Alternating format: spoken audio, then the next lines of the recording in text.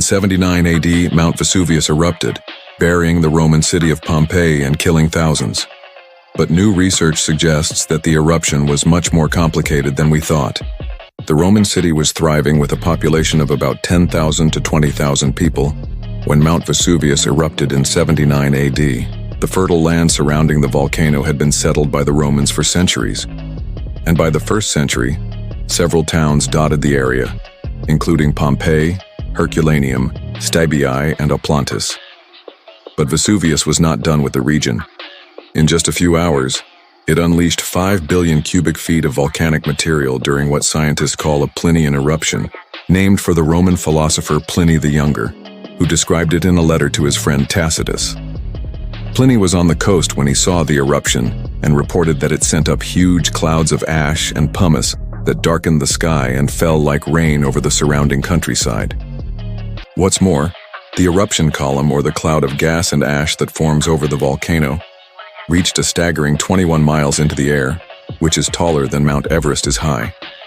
At the time, people probably thought it was the end of the world, and in a way, it was for the people living in Pompeii. But recent research suggests the eruption wasn't quite as straightforward as we once thought.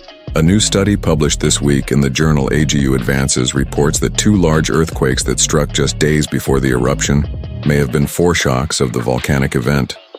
Prior to the eruption, the area experienced a series of small earthquakes, but the 2 largest quakes, which registered about a 5 on the Richter scale, occurred on August and September of 79 AD. Scientists used a variety of techniques to analyze the timing and location of these earthquakes, such as studying historical accounts of the events and examining geological and archaeological evidence. They also conducted field measurements at 7 sites across the Naples region, including 4 where people felt the earthquakes and 2 where they were strong enough to shake objects off of shelves. And they concluded that the epicenter of both quakes was very likely located directly beneath Mount Vesuvius. Instead, they thought that the earthquakes and the eruption were part of the same tectonic event, but that they occurred at different times. So local residents may have had some time to prepare for the disaster if they had noticed the earlier earthquakes. Understanding the warning signs of an eruption might help us to better prepare for future volcanic events. Thanks for watching.